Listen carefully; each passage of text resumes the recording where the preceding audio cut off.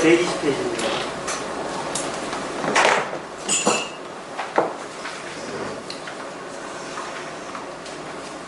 밑에서 11번째 그 예수님의 재림, 부활, 이 모든 것이 이제 그 성경에 나와 있는 이야기입니다.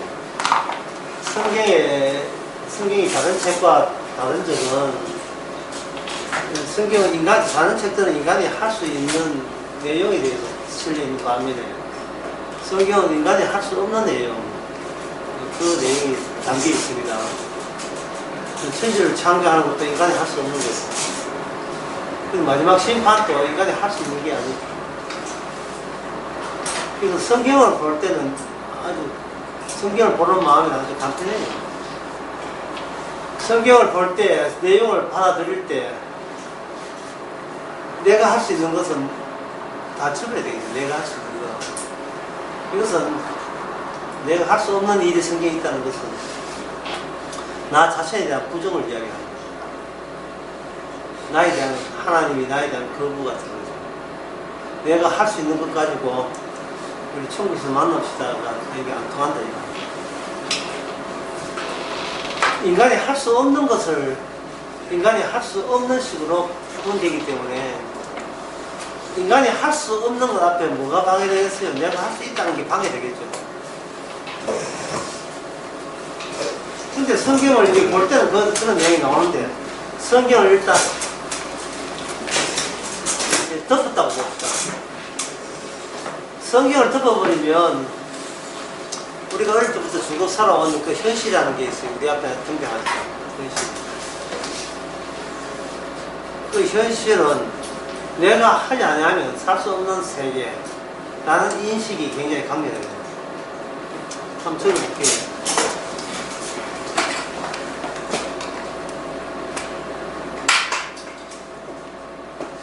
성경책에서 펼치고 성경 소개성에는 인간이 할 수 없는 것,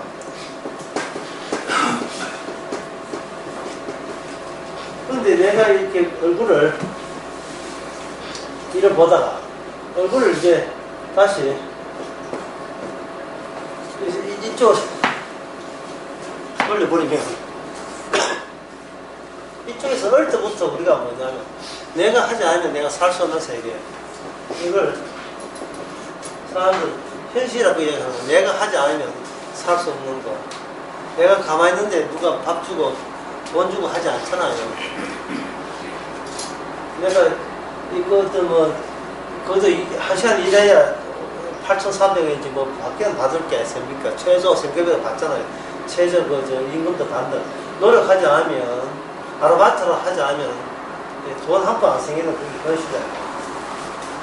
근데 이 성경에서는 나를 부정하죠. 왜냐면 내가 할 수 있는 것 가지고는 내가 천국에 못 가니까 내가 할 수 있는 건 갖고 오지 말라는 거예요. 이쪽에는 내가 해야만이 살 수 있는 곳이니까. 그래서 자아가 갑자기 내 몸은 하는데 두 가지 방식으로 살아갈 수밖에 없죠. 두 가지 방식을 하면서 이 세상 속에서 자아와 성경 앞에서는 자아가 이 다른 자아이어야 하는 거예요. 같은 자아가 아니고 다른 자아이어야 하는 거예요. 동일한 자아가 아니고 딴 자아이어야 한다는 거예요.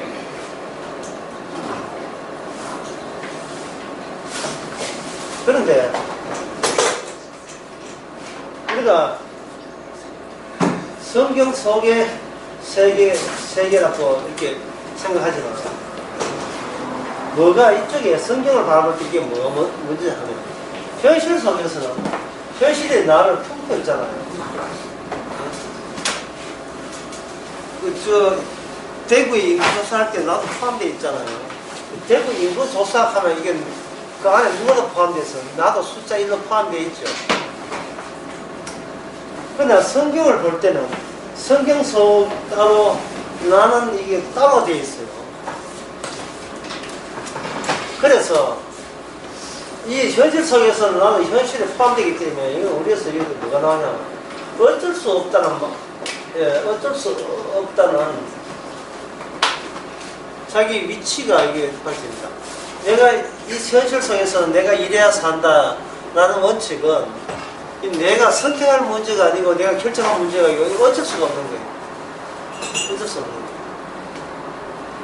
물론 일 안 하고 살 수도 있잖아 하지만 일 안 하고 살려면 누가 내가 해야 될 일까지 누가 그 목까지 누가 희생을 해줘야 산다니까 그거는 남을 이용해서 사는 게 되죠. 나를 등쳐먹고 사는 거죠. 예. 누굴 이용해야 되나. 부모가 은퇴가 생활비가 없다. 그럼 자식이 보태줄 때, 그럼 자식이 일해서 얘한테 생활비 더 넣는 거야. 자식이 할 일 없다. 부모가 돈 내줘서 자식 사는 거야. 어쨌든 여기서는 이 자아가 여기서는 이 노동이라는 힘든 고된 일을 해야 된다. 근데 고된 일이기 때문에 하기 싫다. 그러면 나의 고됨을 누가 더 크게 씌워서 내 고된 것까지 다 같이 겸해서 하고 나는 거기서 공짜로 얻어먹는 그런 구조가 현실 구조 속에 이것이 내가 노력하든지 남이 노력하든지 누군가 희생해야 되고 노력해야 된다는 것이 계속 반복되는 겁니다. 이 현실은 뭐냐면 고생을 요구하는 거예요. 현실은 고생을 요구하는 거예요. 고생 속에는 내가 남한테 희생당하든지 희생도 요구되는 거예요. 자, 그렇게 희생하고 고생해서 뭐를 얻으려고 하죠? 이 현실 세계에서 이렇게 고생하고 밥 먹고 밥 먹었다, 잠잤다, 또는 가끔은 오락도 즐기고 놀러 간다. 그래서 뭘 얻었습니까? 얻은 게 뭐예요? 그게 내 편하다, 이 자아가 편하다 그거잖아요. 자아가 편하고 만족스럽다, 건강하다, 뭐 전부 다 이 모든 현실 속에서 현실을 위해서 목숨 바치겠다는 것은 안중근이나 하는 이야기지. 일반인 사람은 그래 안 하죠. 모든 현실 속에서 중심은 누굽니까? 누구 좋아라고 있는 게 나 좋아라고 있는 거죠. 나.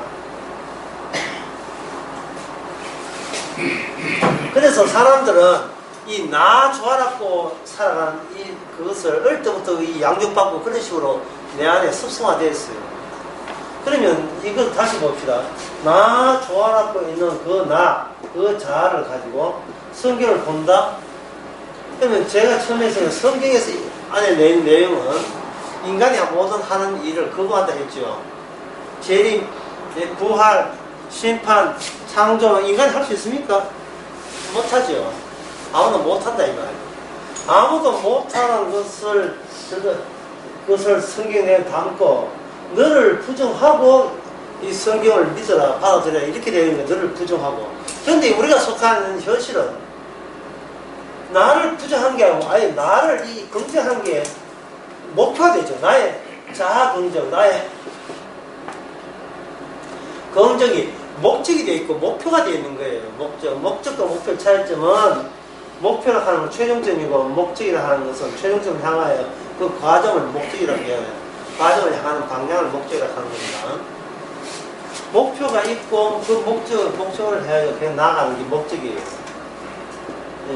GOAL, goal 하는 건 목표고 AIL 영어로 하면 aim, 이거는 이제 목적이라 할 수 있어요.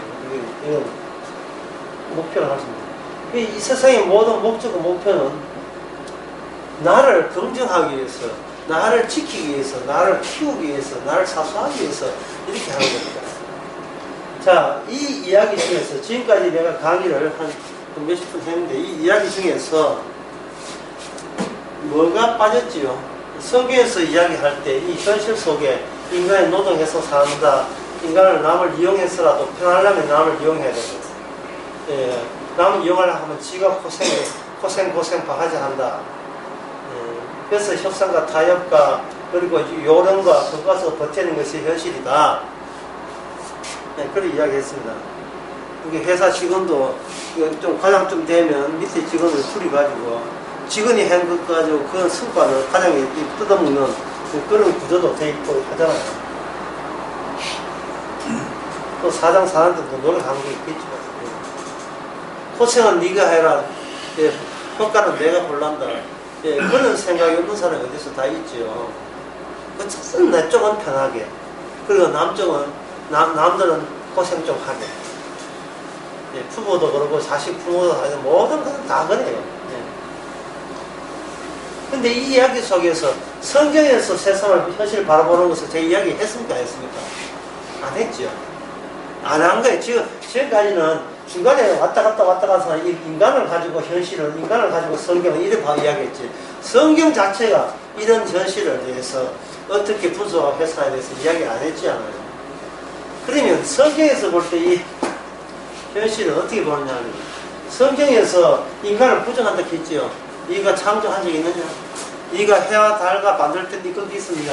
자꾸 인간을, 우리를 몰아넣죠. 황무지에 비 오는 내리는 이유를 알아.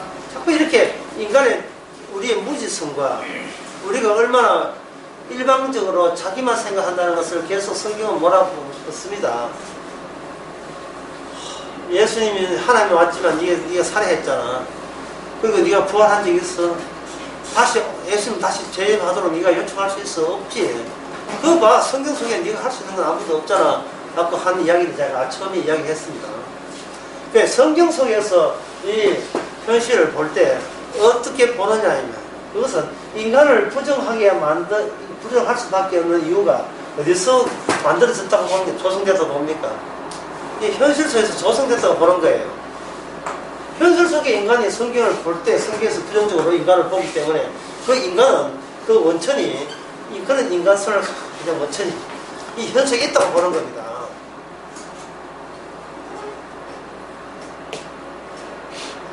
성경을 보면서 자기를 긍정해서 본다는 그 사고방식 자체가 너무나 터무니없어요.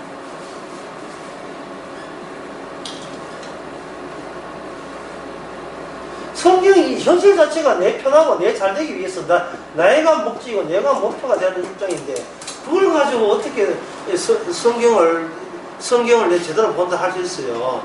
나의 구원, 나의 천국행, 이게 그런 사고방식 가지고 어떻게 성경을 봅니까? 성경을 볼 자격도 안 되죠.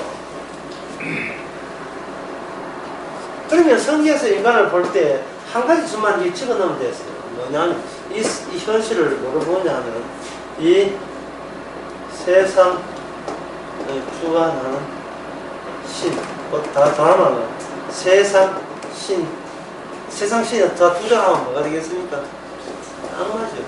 악마가 이 현실을 이렇게 만들었다고. 에베소서 2장 1절 한번 보겠습니다.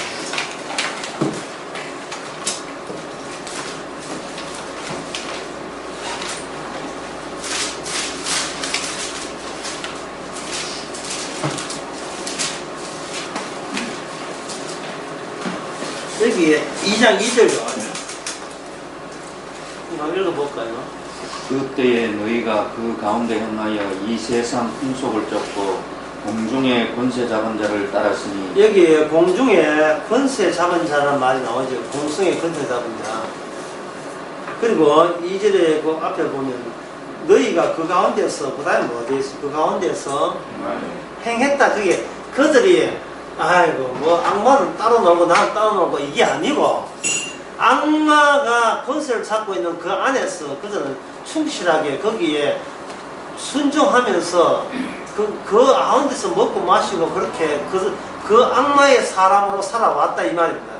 그거 결과가 2장 그 2절에 보면 그게 가지고 지금 불순종의 아들들, 그런 결과로 불순종을 야기하게 되었다고 하는 거예요. 근데 세상을 살아간 자체가 불순종의 아들로 살아간다 이 말이에요. 세상 현실 사는 게 이 세상에 나쁜 짓에서 불순종이 아니고요. 이 세상을 태어났던 자체가 불순종의 사람으로서 태어났고 살아가고 있는 겁니다. 우선 자기 목표, 자기 목적이라는 게 어떻게 이게 검증될 수가 있어요. 제가 여러분들에게 베네딕토 수도원에서 하는 그 규칙서를 제가 읽어 드릴 거예요. 예. 베네딕토 중세 때 지었던 그 수도원에서 했던 지침서를 한번 볼게요. 그들 하는 일이 뭐냐? 가난한 사람 구제하기. 헐벗은 사람은 옷 입히기, 아픈 사람 방문하기, 죽은 사람 묻어주기, 패스트 등이 많이 위해서 말이에요. 어려운 사람을 사랑으로 품고 고통받는 사람을 위로하고, 성경에서는 부모를 공경하지만 베네딕트书에서는 모든 이에게 공경하고, 이러한 규칙을 세우고, 이거는 그 한마디로 해서 깍쟁이처럼 살지 말고 하나님의 허락한 이 인류에 대해서 공동적인 선, 예, 선 있죠.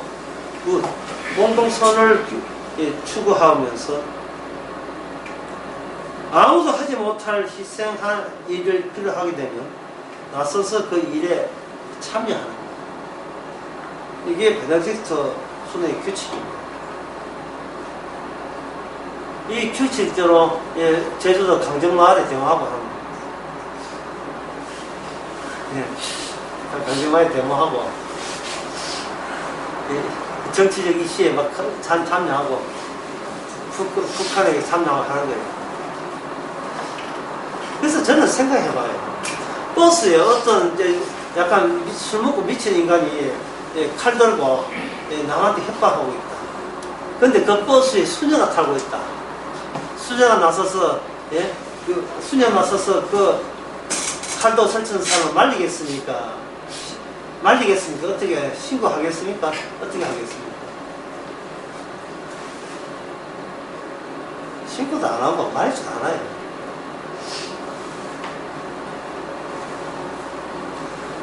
길에 신부하고 수녀가 지나가는데 어떤 사람이 담배 피우면서 공초를 길거리에 버린다. 따라가서 공초 지고 앞으로 버리지 마세요 라고 할까요? 안 할까요? 할까요? 안 할까요? 안 하죠. 이게 뭐예요, 이게? 예?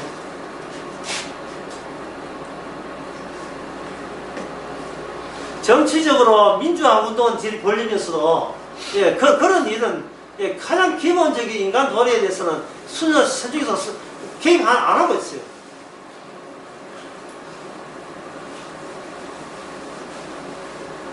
심지어 자기 조직 내에 비리에 대해서 손대겠습니까? 안 되겠습니까? 안 되죠.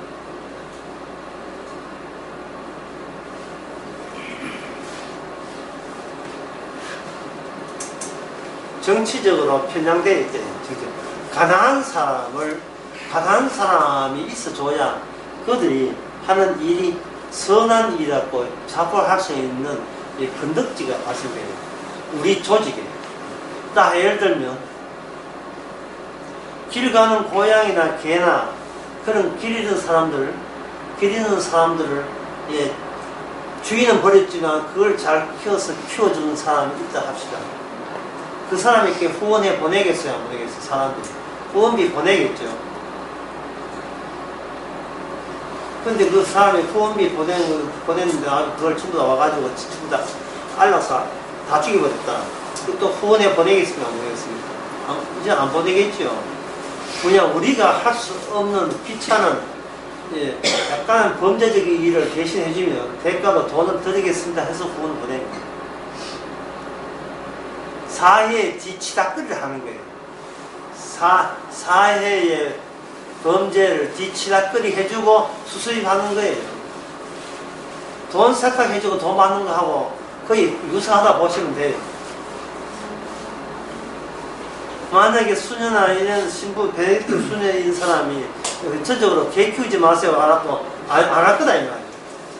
담배 피우지 마세요, 술집에 들어가서 술 먹지 마세요 안 하겠죠. 왜냐하면 그런 나쁜 짓 한 사람이 있어줘야 이 수도원이 자기 생계가 유지가 돼요.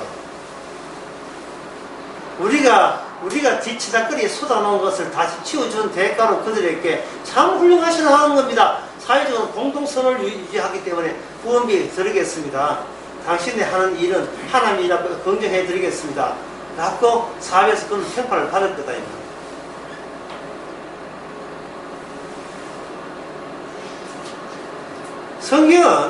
성경은 이 땅에서 바르게 사시면 좋은 나라 세상 만듭니다가 아니라 네가 이 세상 자체에 대해서 네가 아느냐예요. 다시 정리하면 이렇습니다. 제가 정리한 걸 이야기해 말씀드리면 이 세상에 있는 뭐 죄 악한 거 이거 누가 인간이 만들었단 말입니까? 누가 만들었어요? 악마가 만든 거예요. 악마가. 그러니까 성경은 뭐냐면 이 악한 세상까지 이거는 인간이 만들었다 안 만들었다? 예? 인간이 할 수 없는 거예요. 인간을 부정한다는 것은 나쁘다가 아니라 무의미하다. 인간 자체가 무의미한 거예요. 의미가 없는 거예요. 의미 없는 한때는 잘했다 못했다는 평가 자체도 의미가 없는 거예요. 사실상 뭐 평가 자체가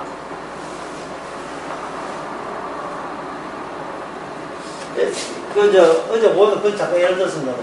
80 넘어서 그동안 집안 사정상 글자도 못 익힌 80 넘은 할머니들이 모여서 한글 공부를 시작했는데 아주 그 새파랗게 젊은 20대 그 강사가 와 하는 말이 할머니 이 철자도 틀렸잖아요. 이 멍청이야 하면 되겠어요? 안 되겠어요? 아이고 할머니 기억자도 설 수 아니 남 놓고 기억자도 설 수 있네요. 세상에 남 놓고 기억자 쓸 사람 별로 없는데 남 놓고 비슷하게 그리네요. 하고 막 칭찬하고 뭐 난리도 아니죠. 예. 그래서 한 잔 더 가르치려고.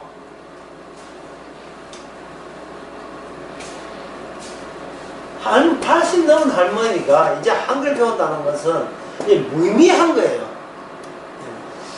물론 그렇게 한글 배워가지고 뭐 사업고시 학교한 사람들 없어. 80 넘은 가지고 있었어. 없겠죠. 인간 자체가 무의미한 겁니다. 이걸 가지고 성경에서는 세상 이야기합니다. 간단합니다. 인간은 이미 태어나기 전부터 이미 과거 완료 이미 죽어 있었어요. 죽은 자가 태어난 거예요. 죽은 자가 태어난 거예요.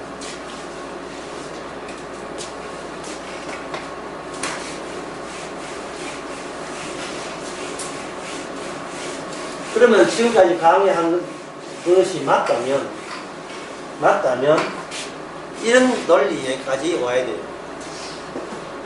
내가 나 중심이다. 나는 내 편하고 내 행복하면 그만이다.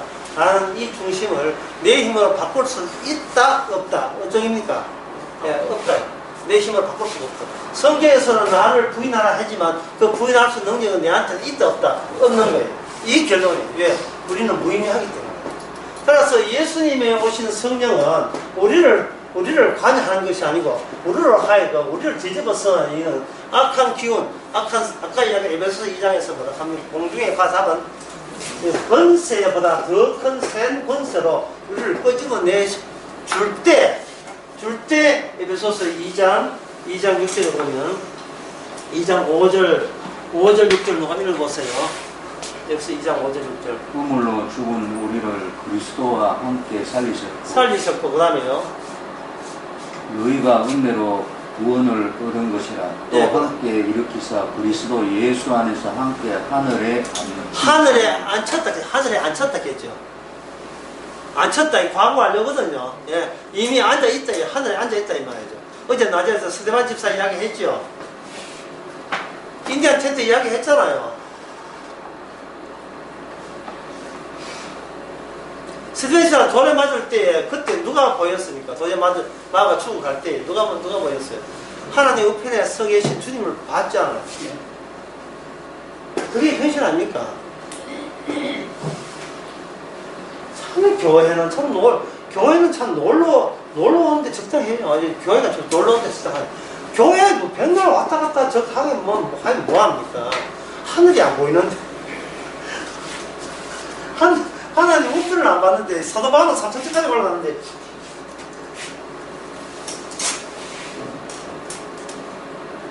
뭔가 하늘과 우리 자신과 직접 확하게 뚫혀서 통하는 게 있어야 돼요. 그런데 성경 같지 않은 사람은 뭐가 가로막습니까? 현실이 가로막아. 현실이 가로막는 거예요.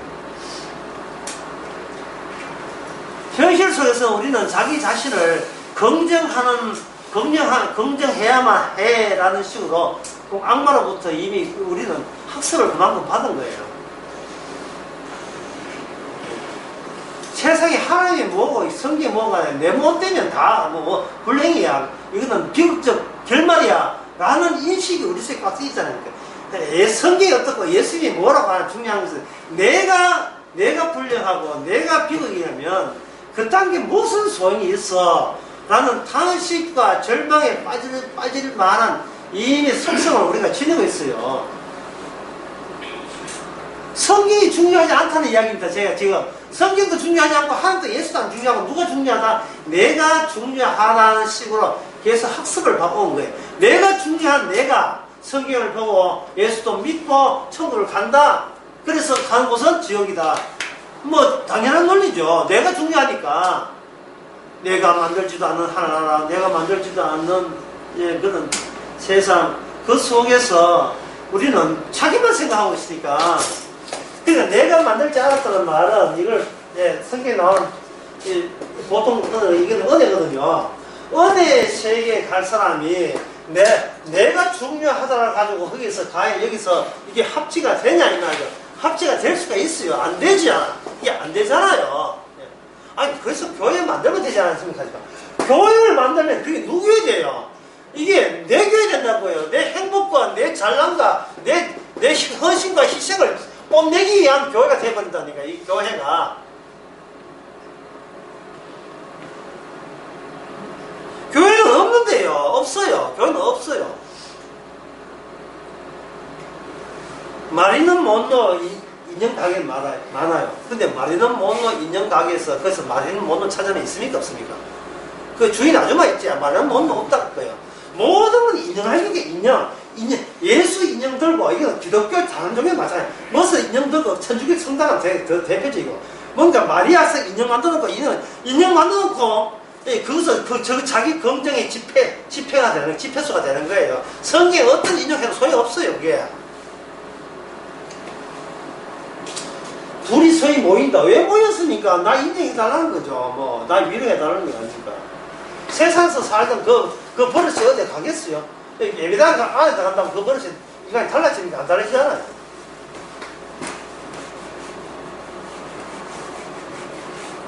예수님을 배척했던 그 성질이 지금은 성경 자체를 배척해요. 얼추 처음에는 이용한다 싶지만 나중에는 성경을 제대로 이야기하면 두방 쳐버립니다. 결국 그 성경에서 연구하는 것은 네가 천국 오려면 뭐를 교체해야 되겠어요? 네 자아를 교체해야 돼. 교체라는 말을 하는 것은 내 힘으로 이 자아를 변경 못하니까 누가 와서 이 자아를 교체를 해줘야 돼. 바꾸어줘야 돼.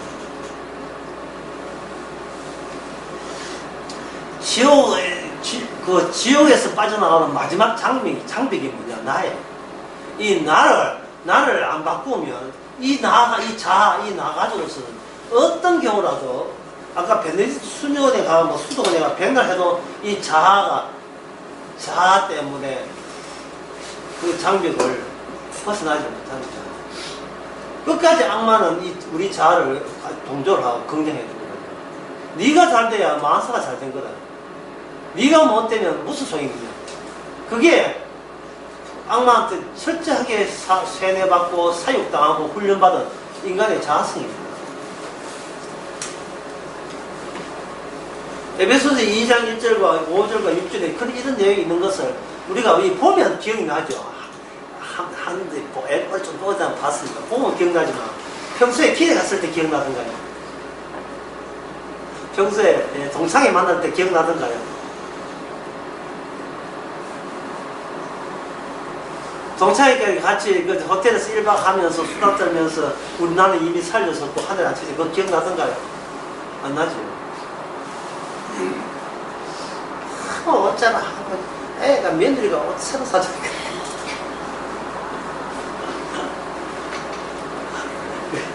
그죠?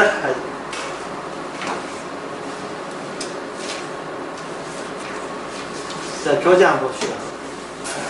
교체를 어떤 식으로 성경이 하는가? 교체하는 방법까지 우리 손을 떠나서 주님이 교체를 해줘야 됩니다. 그 방식이 여기서 그 120페이지에 밑에서 5번째에 나옵니다. 내가 마음을 다하여 이 모든 것을 풍부하게 살폈습니다. 이 솔로몬도 참 이 자아를 교체하기 위해서 어지간히 공부도 많이 하는 것 같아요. 네. 예, 지금 알아야 또 백성들에게 가르치니까. 해봤는데, 그래, 해봤는데, 그 결론이 어떻게 하면 바꾼다, 이 말이야. 라고 좀 묻고 싶죠. 근데, 답변이, 의인이나 지혜잖아. 그들의 의인감, 아까 수도원이네. 의인이나 지혜잖아. 그들의 행한 일이나 다 하나님 손에 있으니, 사랑을 받을지, 미움을 받을지, 사람은 알지 못하는 것은 모두 그 미래입니다.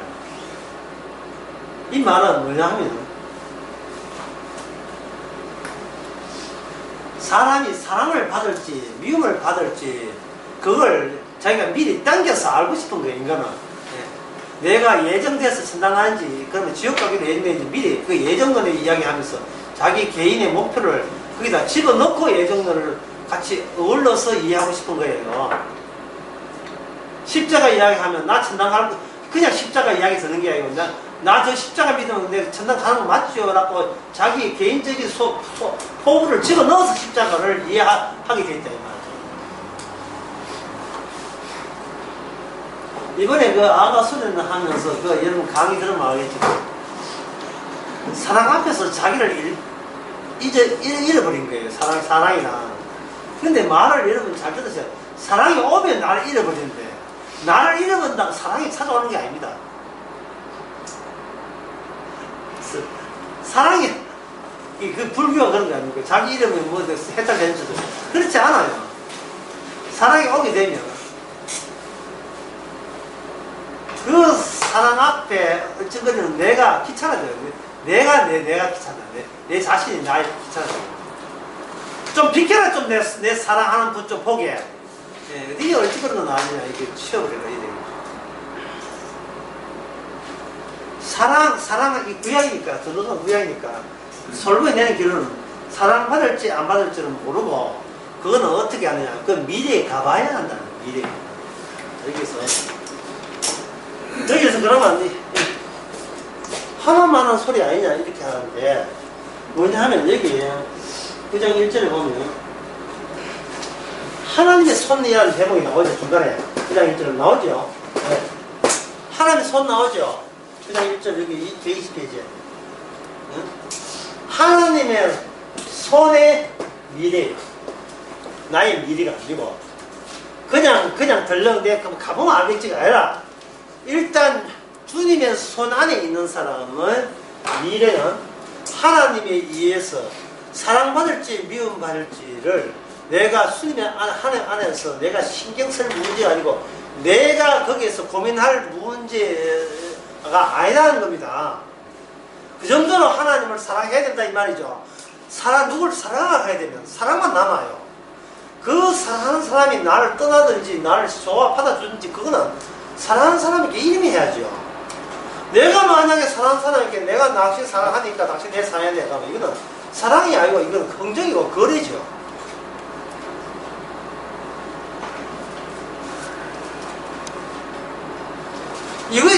전도서 이 9장 1절에 이 미래라는 미래가 바로 신약의 사도 바울의 편지에 나옵니다. 그걸 가지고 묘사하는 예수 안이라는 거죠. 예수 안.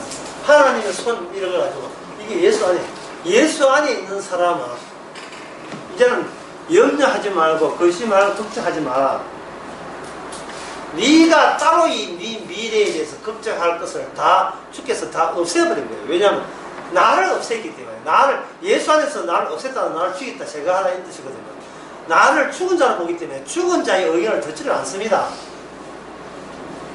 내가 없어지는 순간 나의 걱정거리 근심 나의 미래 염려 미래란 계획 나의 목표까지 주님 앞에서 일체 다 없어지는 거예요.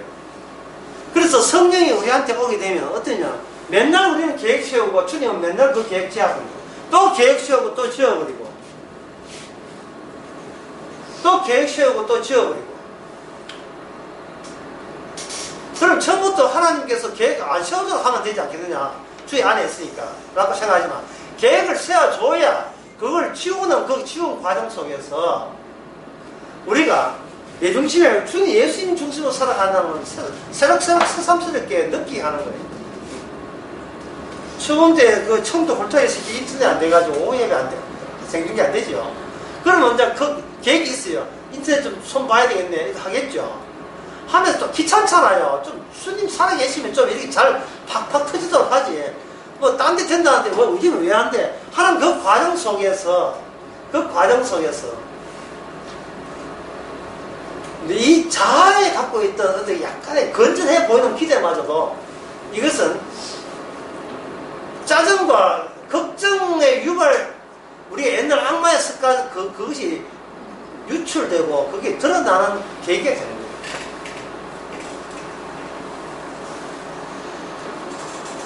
그런 목적 안 이루어져도 네 살만하잖아, 괜찮잖아 라고 하는 그 말씀, 그 말씀을 다시 한번 잊어버렸던 말씀을 다시 회상하는, 회복하는 기회가 되는 겁니다.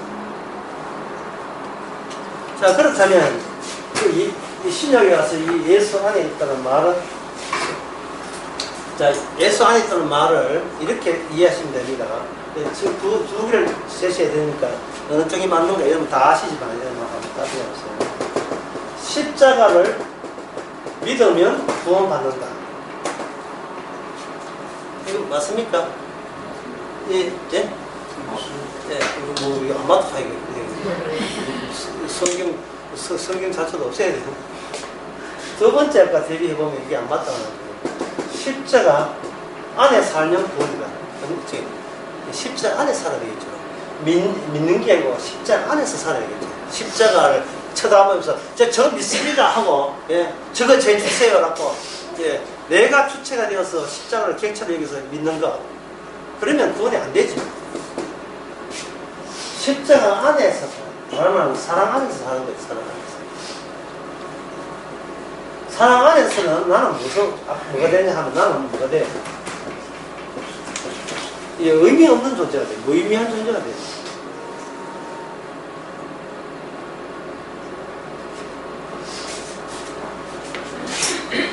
순례도 그렇고, 이게 성경보도 그렇고, 이렇게 말씀도 하고 그렇지만, 늘 이렇게 말씀 전하고, 교인들과 보이지 않는 죽어가는 속에서, 제가 늘 이렇게 신경 쓰는 게 뭐냐면,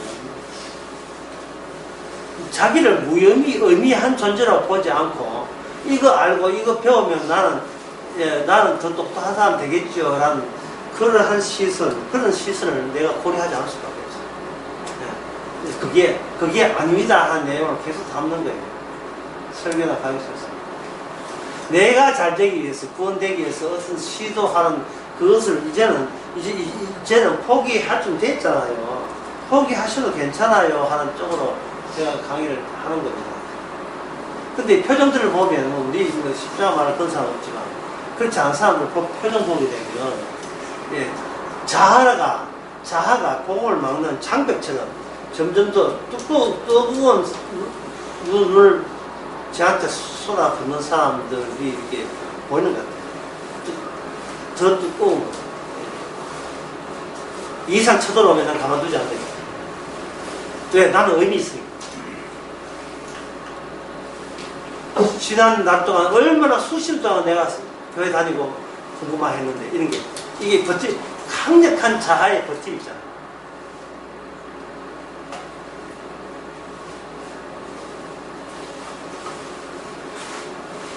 네가 많이 내가 많이 해보자 이런 버팀 같은 거.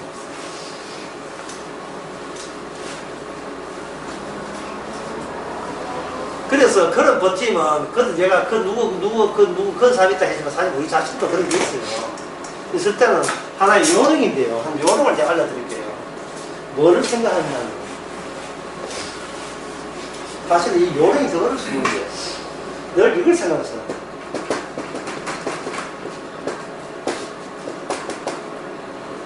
나를 기쁘게 하지 않는 방법을 연구해 보세요.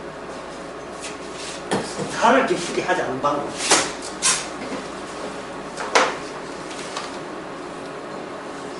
오늘 저는 그 중에 한 방법을 제가 저한테 정해주겠다. 감기. 나를 기쁘게 하지 않는 방법. 이거는 세상에서 도저히 찾을 수 없는 인간의 삶의 방식이에요.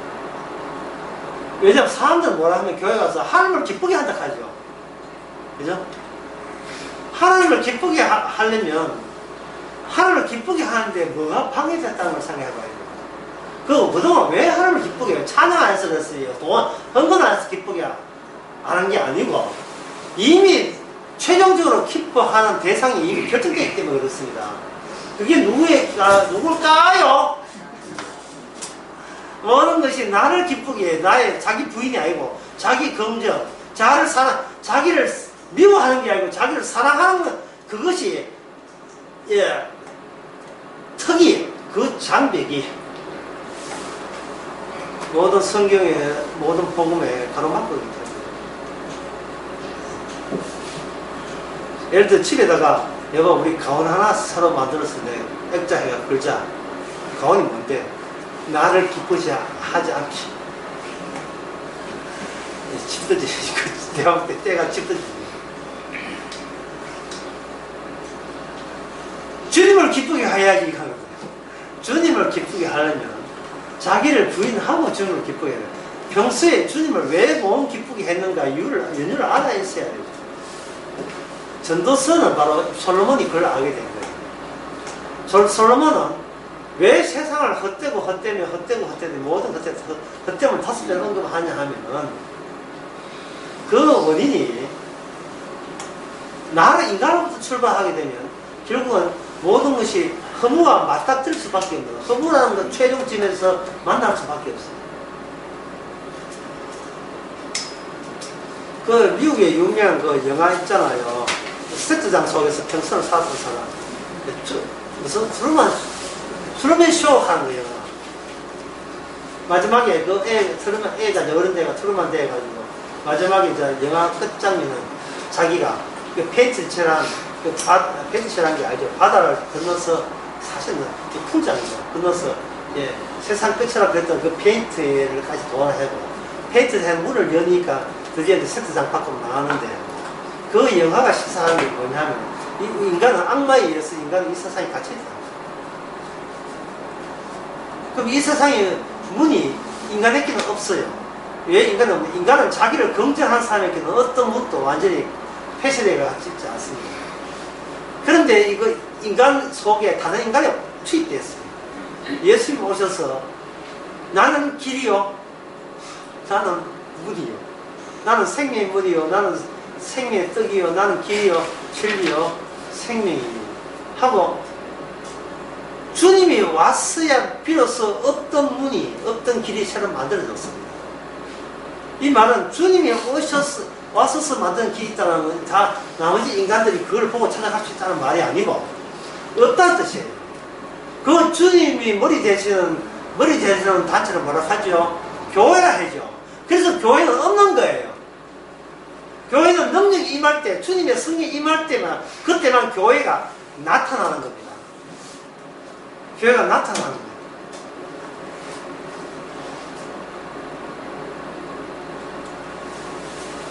앞에 무슨 가스인지 없는지 알려면 분무기 가지고 물 뿌려보면 물 뿌리는 거 산란되어서 무슨 이거 어떤 기체가 있네 라고 파악하듯이 복음을 뿌려줄 때 비로소 그 현장에 비로소 자기 정체를 드러내는 게 교회입니다. 그러면 교회가 누가 교회를 막겠어요? 교회가 교회를 막는 거예요. 그러면 마태복음 10장에 나오는 교회에는 뭐가 있다? 천국의 열쇠가 있다 하죠. 참, 예수님이 표현했지만 천국의 열쇠, 천국에 있는데 그 다음에 있는데 뭐 없이 못 들어간다는 말입니까? 저 열쇠가 있어야 돼요. 그 열쇠 가지고 천국의 열쇠 열어줘야 비로소 천국은 열린다는 겁니다. 그러면 열쇠 없이는 문이 있더라도 열쇠 없는 존재는 거기에 들어갈 수 없는 곳이 천국이다 이렇게 분명히 했잖아요. 그 열쇠를 뭐라 했나요? 교회라 했는 거예요. 그러면 그 교회 천국의 열쇠는 어디 있느냐? 천주교는 그 천국의 열쇠를 확보하기 위해서 교회를 만들었어요. 천주교가 교회를 역사적 사건을 가지고 모았어. 교회 역사를 통해서 이래서 천국의 열쇠가 여기 있다. 천국의 열쇠가 이 교단 천주교에 있다 하지만은 천주교에 등록하지 않으면 천국 열쇠 없는 곳으로 살기 때문에 그거는 지옥 간다. 이렇게 천주교에서 그렇게 이야기하거든요. 근데 어제 나솔이 천국의 열쇠는 어디 있다 했습니까? 딱 지나갔지만 교회가 망했을 때입니다. 왜냐하면 이 인간이 만든 교회를 누가 망하게 했어요? 주님이 망하게 하는 거예요. 어떤 사람이 겨드랑이에 천국 열쇠를 열었는데 평소에 옷 입고 다닐 때는 안 보이잖아요. 그러면 옷을 벗겨보면 비로소 여기 보이겠죠. 교회를 발가 벗겨놓으면 천국 열쇠가 있는 것을 알겠죠.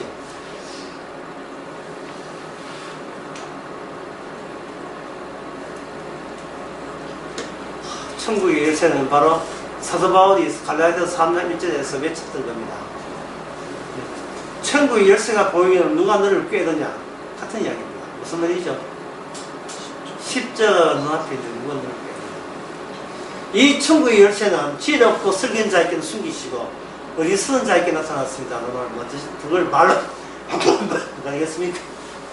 십자가는 지혜롭고 어리석은 자하고 예.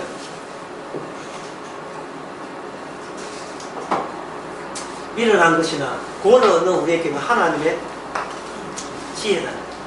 그게 바로 천국의 열쇠, 그게 십자가입니다. 예, 그 취지로 이야기하던 게 요한복음 6장에 나오죠. 6장 5절 보면 내 살과 내 피를 먹고 마시지 않으면 너에게 영생이 없습니다. 그리고 6장 뒷부분에 하는 것이 아버지께서 내게 오지 않으면 아무도 내게 없습니다. 우리 외손녀가 천에 가는데 제가 짐작하기는 내 짐작이 맞을 거예요. 짐작하기는 분명히 엄마나 아빠가 부모가 저를 아마 데려가 줬을 거예요. 그런데 얘야 저 외손녀 아민아 네가 가서 저 시대 돌아다니면서 적당한 유치원 네가 알아서 등록해라 이러지는 않았을 거다 이 말이에요. 손에 자비지시 어떡하냐고. 실제로 누가 데려줘야 되잖아요. 천국은 우리 자아를 교체를 하든 뭘 하든 간에 이거 누가 있어야 돼요? 우리를 돕는 사람이 있어야 돼요. 그걸 가지고 뭐라고 하냐면 그걸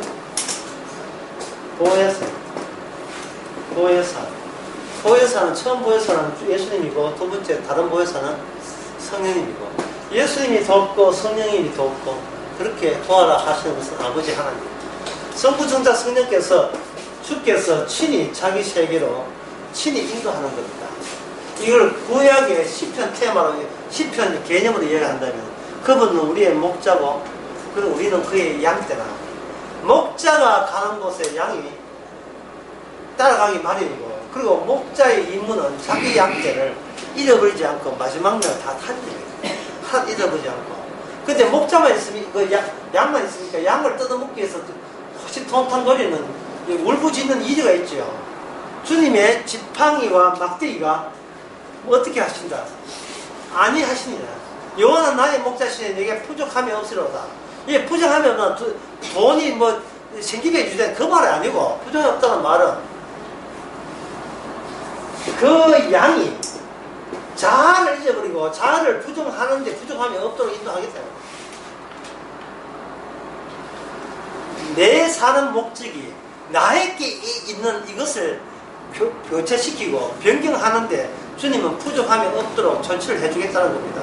쉽게 말해서 내 뜻대로 인생을 내 뜻대로 안 하게 해주는 데 있어서의 주님은 완벽하다 이겁니다. 인생이라는 것은 내가 살아가는 게 아니에요. 내가 살아가게 되면 이건 하나의 꿈 같은 겁니다. 꿈에 우리가 얼마나 신납니까? 막 날아다니고 뛰어내도 안 죽고 꿈에는 뭐든지 허용이 되죠. 근데 그 꿈의 특징이 있어요. 뭐냐? 꿈은 세상의 현실을 응축한 건데, 압축한 건데, 그 특징이 꿈의 주인공이 누구예요? 바로 나라는 내가 주인공이에요. 응축한 게 꿈이라면 그걸 펼친 것이 바로 아침에 눈 뜨면 시작되는 우리의 현실이잖아요. 현실이나 꿈이나 모조리 전부 다 주인공이 나인 겁니다.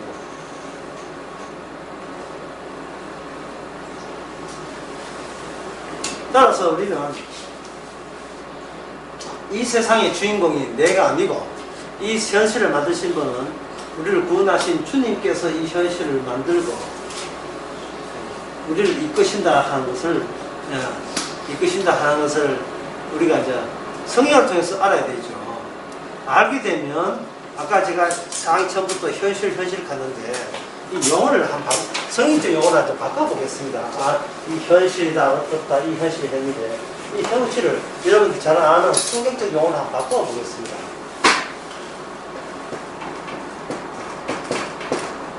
그게 뭐냐? 광야라고 바꾸겠습니다. 광야 40년 동안 주님께서 이스라엘 백성들을 하신 일이 뭐냐? 보통 그냥 인도하신다 이렇게 하죠. 인도하신 게 아니고 이스라엘 구성원을 다 바꾸치게 하는 거예요. 인간의 구성원을. 애국으로 시작한 사람은 다른 구성밖에 없어요.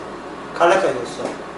그러면 나중에 약속의 땅에 들어갔던 이 이스라엘 구성원들은 애국에서 시작을 안 한 거예요. 어디서 시작한 거예요? 광야에서. 광야에서의 특징은 뭐냐면 나를 긍정할 수 있는 나의 행함을 긍정할 수 있는 어떤 요소도 그걸 허용되지 않는 환경을 두고 이야기합니다. 광야는 만나도 다 죽게 주시는 거, 어디에 물이 있고 어디에 정갈이 있고 어디에 원수들 적들이 출범한다는 것을 그건 누가 다 알렸어요. 불기둥과 구름기둥 그리고 모세 지팡이 이 사람들에 의해서 그들은 그냥 광야길을 따라갈 뿐이었어요. 왜냐하면 어디를 가도 동서남북 어디를 가도 광야기 때문에 사막이기 때문에 동으로 간다고 동서를 간다고 해서 자기 힘으로 살 수 있는 장소가 나온 게 아니에요. 동으로 가도 내 힘으로 못 살고 서로 가도 못 살고 남으로 가도 못 살고 도로 가도 못 살고 요즘 말로 하면 울산 가도 못 살고 서울 가도 못 살고 한국에 미세먼지가 있다 하니까 젊은 애기 엄마들이 애 들고 미세먼지가 많은 겨울을 피해서 외국으로 여행을 가는 거예요. 여행 가서 한 2개월 미세먼지 없는 데서 키워서 다시 돌아오겠다든지. 혹시 이런 아이디어는 어떻습니까? 제 아이디어인데 임신을 하게 되면 미세먼지가 임산부에 들어가서 아이의 DNA를 나쁘게 변형시킬 수 있다고 한다면 임신했는 그 순간부터 캐나다 쪽으로 가는 거예요. 제 아이디어 어때요? 좋습니다. 그 돈은 얼마 들여서 한 달에 1,000만 원 쓰면 되니까. 캐나다나 서울 그러니까 산업시설이 없는 거 중국에서 대체로 중국에서 머리 주고 산업시설 없는 거 유럽이나 미국도 아주 정체적 이제 버지니아, 뉴저지야 그런데 너무 예민해요. 이 말은 왜 이민을 가기 살아가냐? 내 힘으로 살아보려고. 내 힘으로. 그러니까 성경은 이 세상을 모릅니까? 네가 동서남북 어디를 도망쳐도 네 힘으로 못 살아요. 업종을 바꿔보고 식종을 바꿔보도 내 힘으로 못 살아요. 그냥 꿈속에서 꿈을 벗어나고 몸을 치는 데 지나지 않습니다. 인생이라는 것은 그래서 주기도에 보면 일용할 양식을 주옵시오 하죠. 그 일용할 양식을 주옵시오라는 말은 뭐냐면 일용할 양식을 줄 때 이거 주는 거 먹으라는 뜻이 아니고 이걸 먹을 만한 인간으로 교체되었냐를 보기 위해서 일용할 양식을 주는 겁니다. 내가 입고 양식 주는 것이 아니고 주어진 양식을 과연 양식이 담긴 의미를 받아 먹을 수 있는 인간이 되어라고 양식을 주는 겁니다. 그게 만나예요. 그게 요한복음 6장에 나오는 만나의 새로운 의미입니다. 떡을 먹고 배불러서 싸놓은 사람, 떡 먹어도 그 사람은 만나를 먹은 게 아니고 떡을 먹은 거죠. 그러나 주님이 주신 그 오병이의 떡은 떡을 먹는 인간 되지 말고 내 살과 내 피를 먹을 수 있는 인간으로 달라지라고 그 앞에 떡을 보리떡 5 묶어 준 겁니다. 무슨 말이냐 하면은요, 내가 뭘 취득해서 입으로 집어넣는다는 자아 행위는 이게는 내한테 무의미한 의미 없다 이 말이야. 중요한 것은 하나님의 일은 뭐냐 하면 하나님의 보내신 자를 믿는 거예요. 이거는 그동안 내가 누굴 믿는데 우리 다 내가 떡을 먹고 배부르겠다는 이 자체가 예수님의 존재 가치를 누락시키고 저하시키는 장애물이라는 거예요. 장애물. 예. 내가 구원받겠다고 노력하는 그것이 나의 구원의 장애물이 되는 거예요. 자기 자신이 생각하는 구원 자체가 무의미한데 이걸 꼭 쥐고 이걸 안 놓으려고 하는 거예요. 당신은 어떤 소리 해가지고 내 구원에 보탬이 되는가 한번 들어놔 볼까 이러고 있다 이 말이죠. 왜 자기 구원이 있어야 돼요? 그 자기 자체가 그 이 악마가 세상 공중한 것에 사는 자가 제공된 건데 뭐든지 자기 행복과 자기 성공, 자기 미래 확보 그것만 나온다는 것은 그거는 하나님을 기쁘게 하는 것이고 자기 자신을 기쁘게 하는 것에 천전을 꽂혀 있는 겁니다. 내가 좀 조용조용하게 강의해라 빨리 좀 이 나를 기쁘게 하는데 좀 무시할겠지. 또 가슴 들고 있는데.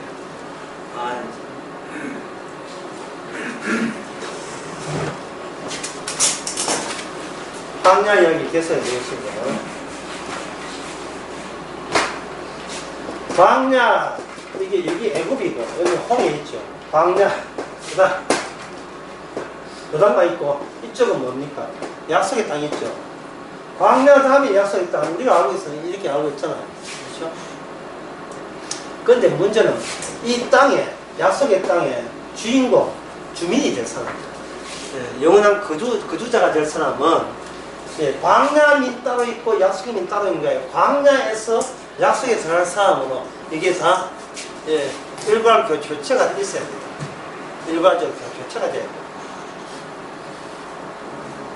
그래서 광야의 꼴 뭐냐? 광야의 꼴 이것이 뭐냐? 이 천국이에요.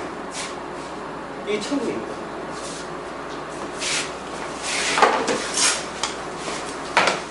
로마서 8장 해볼게요.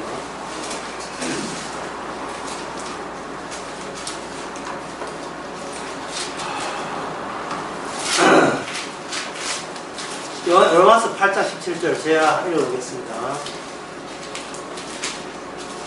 광야 약속의 땅 그 기리적인 그 무대를 생각하면서 환경을 생각하면서 이 부분을 한번 보시기 바랍니다. 자녀이면 그게 광야에 있는 자녀입니다.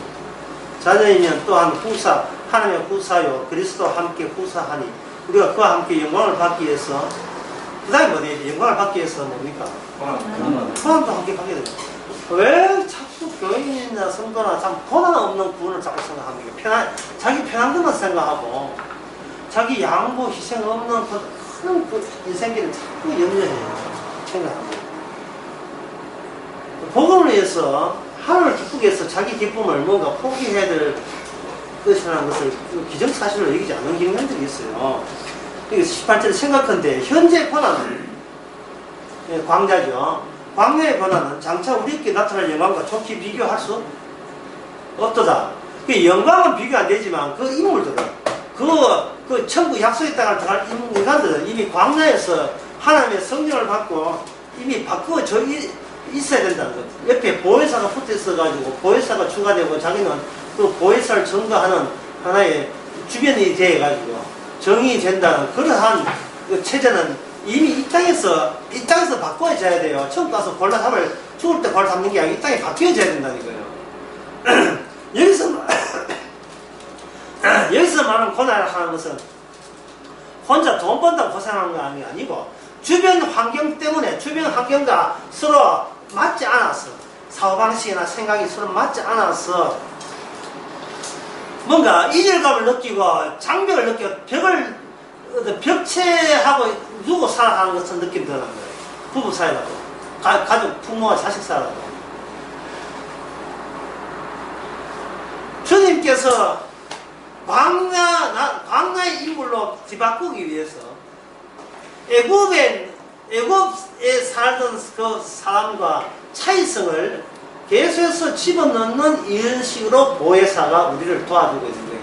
도움다는 것이 내 뜻대로 돕는 게 아니고 차이 남을 즐기라 이 말입니다. 그리고 그리고 그것이 옆에 있는 누구뿐만 하게 아니라 우리 내부, 자의 내부에서도 이 차이남이 계속 일어나야 되는 거예요. 나를 기쁘게 할 거냐, 아니면 하나님을 기쁘게 할 거냐. 무조건 매우 좋은 일은 없어요. 왜냐하면 고난이라는 말을 왜 했겠어요? 고난이라는 말은 내가 기존에 애굽에서 살던 그런 의식과 사고방식 입장에 봐서 고난이거든요. 그럼 내가 계속 인수인계해온 내 자아나 인생관 이거 자체가 이게 뭐 사정없이 이게 뭉개지는 거예요. 서대환 집사가 그 하나님 우편에 서 있는 예수님 보고서 자기에게 짱돌 날아오는 그 아픈 거, 고통스러운 거, 그게 문제가 안 됐어요. 그래서 기도하기를, 주여 저들을 용서해 주옵소서. 저들은 저들이 하는 짓을 모릅니다. 알지 못하고 저런 짓을 하고 있습니다. 그들이 못 보고 있는 것을 우리가 보게 해주셨잖아요. 성령께서. 그들이 못 보는 것을, 그들이 알지 못하는 것을 우리가 알게 해주셨잖아요. 성령께서. 이 말은 기꺼이 세상과 구별되는 존재로 사는 것에 대해서 우리가 그걸 기꺼이 복이라 여기고 받아들여야 된다 이 말입니다. 돈 있는 사람은 다른 돈을 쓰지 못하게 하고, 안에 있는 자는 결혼 안 한 것처럼 살아라. 그래도 이혼하고 싶어서 환장하는 사람한테 이 세상은 이 세상은 지나간다 하는데 제 표현대로 하면 이 세상 무의미한 거예요.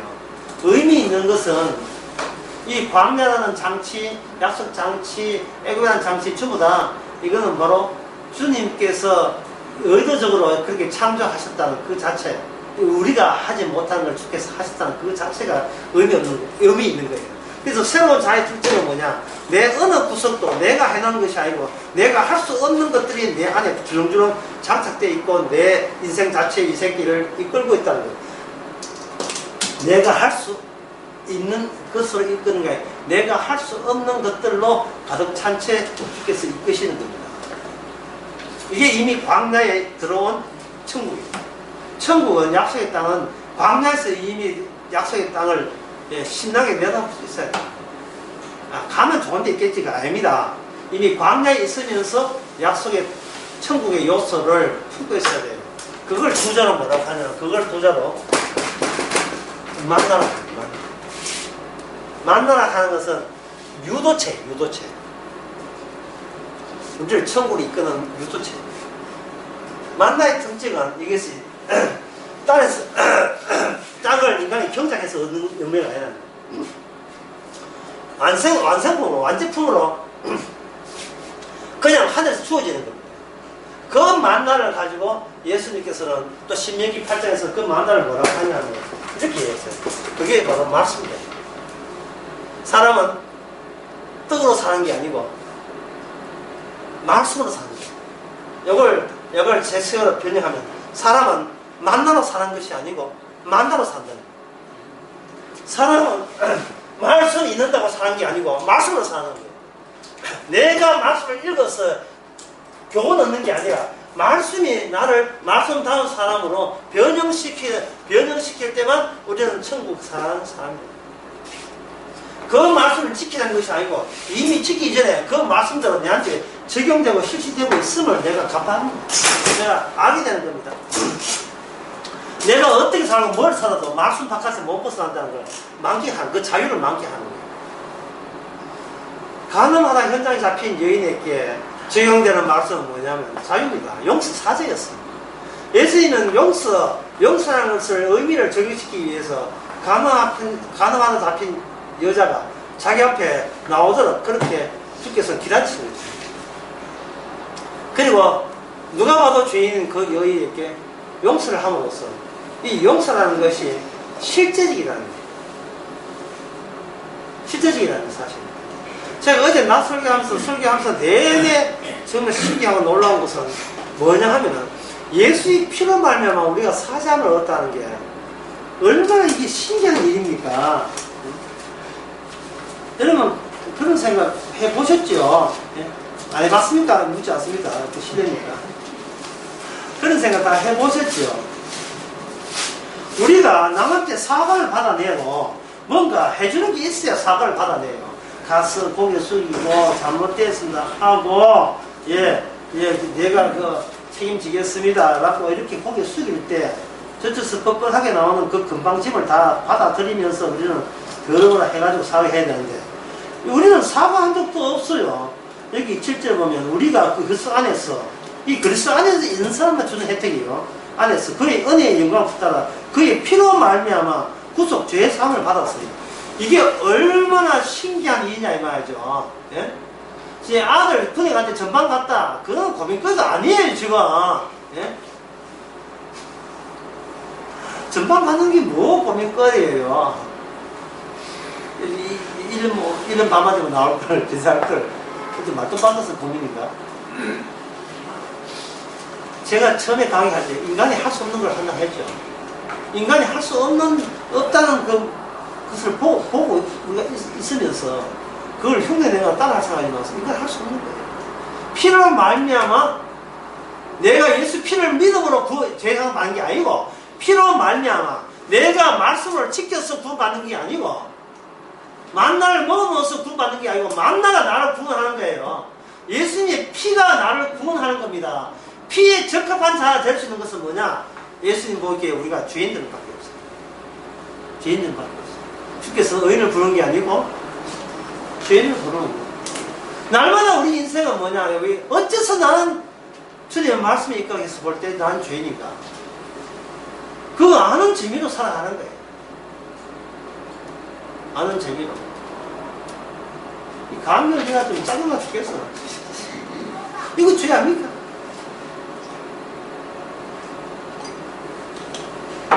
좀 건강했으면 또 말씀을 잘 전할 수 있을 건데 그럼 주님께서 말씀 잘 전했으면 고맙건데 이 말씀 잘한다고 지옥 가서 나가 지옥 갈 건 없어요. 우리는 무의미하다니까. 내 강의하는 것도 무의미하고 심지어 내가 이 땅에 사라지는 거 죽는 것도 무의미해요. 의미 있는 것은 죽도록 하게 하신 그분이 의미 있는 거죠. 나를 때가 되면 죽게 하신 거예요.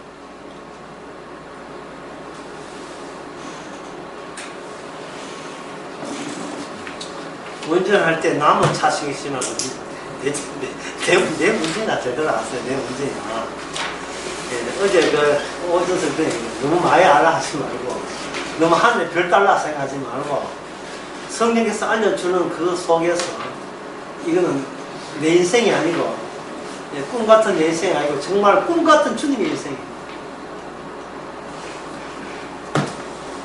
수요일날 그런 설교했습니다만 요셉의 형들이 자기가 계획했던 인생 설계가 깨졌어요. 요셉 때 상실했어요. 꿈이. 근데 꿈이 상실하는 그 상태가 정말 자기가 예상은 못할 하나님의 도달점에 이미 도달한 거예요. 내 꿈이 상실됐음에도 불구하고 내 꿈이 상실됐기 때문에 도달된 거와 마찬가지 되었어요. 내 인생이 내 뜻대로 안 될 때 이게 그것이 막 천국 백성이 천국에 이미 도달한 그 기쁨이 기다리고 있는 것이에요. 막 내 뜻대로 됐으면 지옥 가서 이제 내 뜻 이루어졌다 지옥 가서. 다시 말씀드립니다. 우리의 성도의 할 일은 간단합니다. 죄 짓는 일. 죄 짓는 일. 내 사이에 짜증을 내고 불만 주도익 쓰이나하는 일. 내 뜻대로 안 된다고 하나님께 항의하시는 그게 우리 할 일입니다. 왜냐 그게 그렇게 유발해놓고 그게 주님이 개입하게 되면 주님이 안 개입 안 하면 성도 아니죠. 개입하게 돼 있어요. 개입해야 되는 내가 또 의미 없는 내가 또 무의미한 내가 내 위주로 의미를 붙이려 하는 이 자체가 악마의 노란한 악마의 또 소용수에 넘어와서 또 까불락대고 금방 떨었던 간박한 마음이군요 라고 다시 한번 느끼게 되는 겁니다. 그렇게 되면 살아가는 것이요, 살아가는 것이 주님의 은혜로 살아간다는 말이 이제는 실감나게 될 거예요. 앞으로 여러분 점점 연세 많은 분도 계시지만 마음이 더 아플 거고 최소한의 젊을 때 이 정도는 됐는데 젊을 때 이 정도는 그 정도도 안 돼요. 지금 이제 카트라이트 좀 맞춰야 돼요. 전에는 물 먹을 때 그냥 마셨는데 연세 좀 지났는데 물다 쏟아. 근데 처음에는 이게 자식들 보기 부끄러워서 며느리 보기 부끄러워서 어쩌지 뭐하는데 이제 나이가 6살 더 젊으면 돼. 이것도 부끄러워서 몰라 이래가지고 땡깡 부리고 예? 땡깡 부리고 말이죠. 애 다 됐어. 부끄러워하지 마세요. 이거 원래 우리가 그밖에 안 됩니다. 그 정도 우리 무의미했었어요. 젊을 때 잘 나갔지만 그건 자기가 착각한 거고요. 인생은 결국 크게 써놨어. 예, 축으로 돌아가는 거예요. 두루두루 좋은 일 하자. 좋은 일 하지 마세요. 니나 잘하세요. 니나. 예. 두루두루 남까지 다 살핀다면서 아이고 아직도 에너지 남아 도는 거야. 아니 남아 도는 거야. 그냥 주께서 예, 주께서 하락하는 것만 하고 그 하락하는 속에서 다시 또 깨질 준비하시면 되는 겁니다. 끝으로 이 말씀 드리고 하겠습니다. 어제 오후 설교에 이걸 집어넣었는데 상당히 어려운 이야기예요. 제가 그 정도 어려운 거 제가 한번 적어볼게요. 주께서 모든 해답이 있는 것처럼 우리는 주님께 묻는다. 있는 것처럼 여기 주님은 우리의 해답, 우리의 문제 어떤 해답도 갖고 있지 않습니다. 왜냐하면 묻는 자체가 무의미한 우리가 물을 때 순수하게 묻는 법이 없어요. 나 이거 알았다, 이거 응답받았다. 예, 이런 악마의 습성은 그대로 발휘돼. 악마의 습성이기 때문에 악마의 질문에 주의 답변할 의무가 없습니다. 물어서 답변받아서 일이 미래가 진행되는 게 아니에요. 우리 묻는 거 개무시하고 우리 요구하는 거 개무시하고 주께서 미래를 인도하십니다. 자, 그 미래는 누구의 미래가 했습니까? 아까 예수님 자신의 미래. 그래서 예수 안에 있는 사람 또는 하나님의 손 안에 있는 사람은 미래는 하나님의 손에 것입니다 하는 전도서 9장 1절의 말씀과 예수 안에 있는 말씀과 일치가 되는 겁니다. 미래는 우리가 생각할 필요 없어요. 오늘 죽을지 내일 죽을지 그 미래에서 땡겨서 생각할 필요 없습니다. 사는 동안 우리는 얼마나 내가 못돼 먹은 죄인인가를 혹독하게 경험하면 돼요. 자기가 죄인을 아는 그 사람만이 뭐냐, 온유와 화평과 자비와 양성과 형제 우애라는 성령의 열매가 나오는 겁니다. 성령의 열매가 나온다는 것은 곧 우리가 열매는 뜻입니다. 우리가 포도나무 되면 안 돼요. 내가 주인공이 되고 내가 주체되면 안 돼. 그냥 누누의 열매로만 우리는 존재하는 겁니다. 누구누구의 열매. 이 세상 현실에서는 내가 주인공이에요. 그래서 주인공이기 때문에 항상 우리는 무엇에 시달리느냐 하면 실직이라는 것. 실직에 계속 주눅들어 있습니다. 한평생 살았는데, 아이고, 아파트 이것밖에 못 살고, 한평생 살았는데, 아이고, 제 부동산 이것밖에 안 되니, 자꾸 실적, 내가 살았던 노력에 대한 실적에 대해서, 그럼 계속 주눅들고 있어요. 열매나 하고, 실적을 찾는 거하고 다 달라요. 그리고 그 열매는 내가 무화과 나무 주인공이 아니잖아. 열매는 주님 따먹기 위해서 맺은 열매이기 때문에 주님 만족하면 주님 힘이 좋았다 하면 되는 겁니다. 그 크리스마스 때 제가 그런 설교를 한 기억이 나요. 벌판에서 이제 목자의 들판 생각할 때마다 그 장면이 참 감동이 밀려오는데, 목자들이 베들레헴 들판에서 양을 치고 있을 때에 천사가 나타났죠. 목자들이 일당 올리자고 데모했습니까? 아니죠. 목자들이 뭐 가정 형편 다 알잖아요. 주께서 아시죠. 천사들도 알 게 아니겠습니까? 목자가 어떤 인간이 있고 얼마나 불안한 환경이 있는지 다 안다. 밤샘이 양을 지키니까 느긋하지만 않을 거다 말이에요. 그러나 그들의 실생활에 보탬되는 경제에 보탬 전혀 주는 거 없어요. 단지 준 게 뭐냐 하면은 가서 베들레헴에 막 태어난 아기 보라. 그게 다예요. 그게 다라니까요. 오늘 우리에게 주께서 이야기하는 것은 뭐냐? 가서 어린 나이에 경배하고 보고 기뻐 경배하라. 그게 주님이 주실 수 있는 처음 사랑이고 마지막 사랑이다. 예. 하늘은 영광이고 땅에서 영광되는 이유는 땅에서 이 기뻐하는 사람을 너는 목자로서 일평생 살도록 그렇게 좋지 않은 살다 하더라도 네가 네 존재의 의미, 주님의 가치는 바로 예수님을 위해서 너는 열매로서 이 땅에 목자로 살게 된 겁니다. 이런 말씀 듣다가 또 이게 덮어버리면 또 세상에 나가 또 실적도 찾고 낼 건데 찾든 말든 우리는 기도하면 되지. 하나님 아버지,